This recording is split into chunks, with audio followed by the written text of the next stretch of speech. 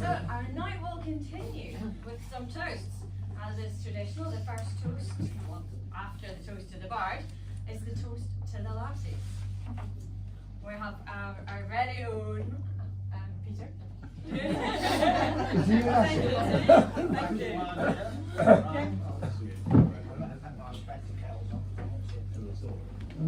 Now it's taken me nearly a week to sort this out. You'll have to bear with me anyway. Before we get started, I must ask you to forgive me if I slip in and out of what would be a very bad Scottish accent. But I really have no control over it. So welcome and good evening, my wee laddies and my wee lasses. Let me start by saying how thrilled Christy and I are to have you all here tonight, you know. The Bard will be proud. There are so many creative ways to let the lasting legacy live on. Old Robbie was no stranger to a tale of good wit, and without him, this supper would ne'er be such a hit. So when invited to hold court at such an auspicious event, I searched my soul for good humour and no offensive intent. I scratched my head, rubbed my chin, and married paper to pen for a speech that would dazzle both ladies and men. Now it's my turn to channel the Bard's talent for verse and toast our esteemed lasses, for better or for worse. The most inspiring people in Robert Burns' life were but a few lasses, well, quite a few by the sound of it, bless him. Most special was his mother, Agnes Braun, an unmoving, vibrant woman with striking red hair. Now that rings a bell. And believe it or not, they shared the same birthday. That's a bit scary, isn't it? Now, they say behind every man shines a woman so bright. Little do they talk of how she's always so right. Over the years, I have come to realise lasses have different meanings to words, and I'm sure most of you laddies here tonight will agree with me, and here is a but a few. Fine is a word lasses use to end an argument when she knows she is right and you need to shut up. Now nothing means something and you need to be worried. I hear that a lot. Go ahead. Do not confuse this with permission. It's a dare and don't even think about it.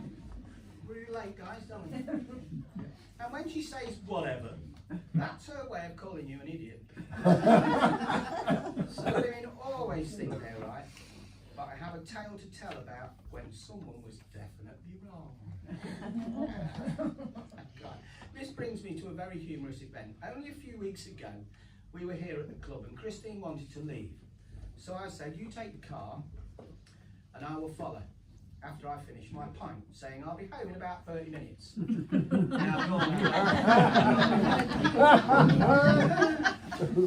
she had run about, was about to get in when the doorbell rang, thinking I'd forgotten the key. She rushed downstairs to let me in. She opened the door completely starkers. Now only to be greeted, not by me, but a pizza delivery boy who obviously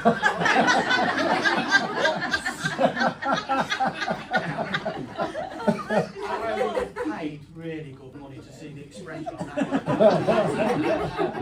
Now after a few pints and a couple of whiskies I staggered home, only to find I'd forgotten my key.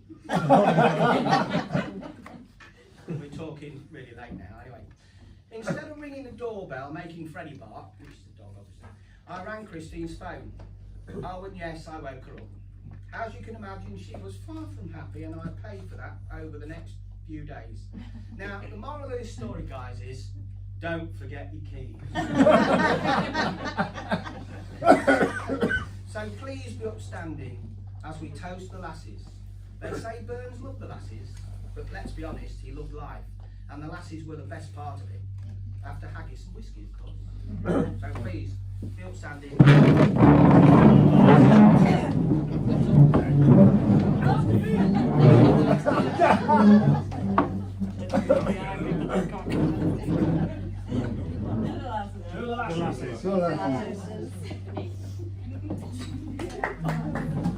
Thank you.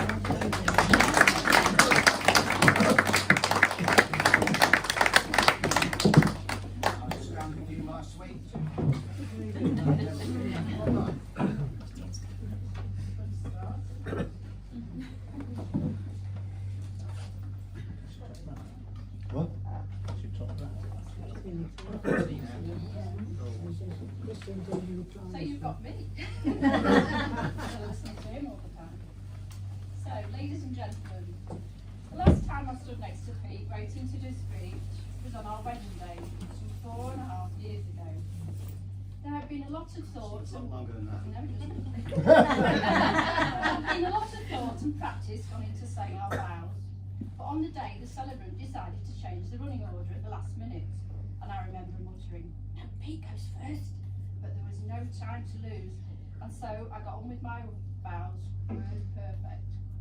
Somehow my words of affection had sent Pete into a spin, and when he got his chance to say his vows, he turned into a blubbering wreck. The only time I've known him lost for words. Normally Pete is the one on the mic, either reading out his quiz or running the proceedings of a members' draw or raffle. I'm usually at a safe distance prompting him about all the things he has to remember to tell everybody that evening. But tonight it is my turn to take the front of stage, and it feels quite daunting, so here we go. I must say I really didn't feel qualified to give this toast, with me not being of Scottish heritage, but then I delved into my family's past, and here I have a little story to tell. Back in 1930, my grandma and granddad went on a rare holiday to Scotland, and lo and behold, 9 months later, my dad was born, some 9 years after his eldest sister Gladys. His name was David Robert Winter, so we have two connections there, the place and his name. So Dad always claimed he was part Scottish and often wore a kilt on New Year's Eve, much to my mum's annoyance. So yes, I may have some wee Scottish blood running through my veins, but I digress. On behalf of the lasses, I must thank you for that fine tribute, though we did notice it contained a suspicious number of compliments, followed swiftly by reminders about our favourite sayings. It's true, we do keep things running smoothly, the homes, the schedules, the social club, and more often than men, when they need pointing in the right direction. We've learned that giving a man a job is a challenge in itself. A list doesn't work, and if he really doesn't want to do it, he'll do it badly. We'll never ask him again. But we must raise a glass to the gents, because despite your questionable humour, your selective hearing and your habit of helping by supervising, you bring us laughter, good company and plenty of entertainment, sometimes on purpose. So tonight, with full hearts and even full of glasses, we return your toast with affection, appreciation and just a gentle reminder. Whatever. Fine women. You go ahead and do nothing, but you will pay the consequences. Ladies and gentlemen, thank you for the toast, the evening and the chance to gather together with true friends from Cranwell Village. To the laddies. To the laddies.